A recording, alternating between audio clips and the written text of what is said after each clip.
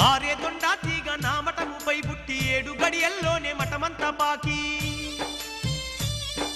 మఠములోకెళ్ళేటి మార్గము లేక 107 రోజులు పూజలుండావయ్యా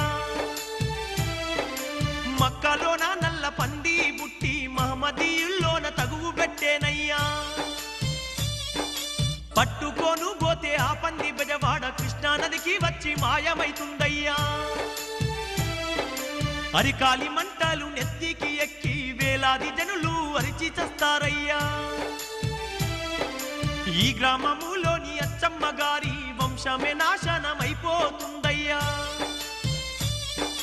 వాళ్ళింట పెరిగిన చింత చెట్టుకు చేమంతి పువ్వులు పూస్తాయ్యా బనగాన పల్లె దుర్రేరు పొంగి 3 వంతుల ఊరు మునిగిపోతుందయ్యా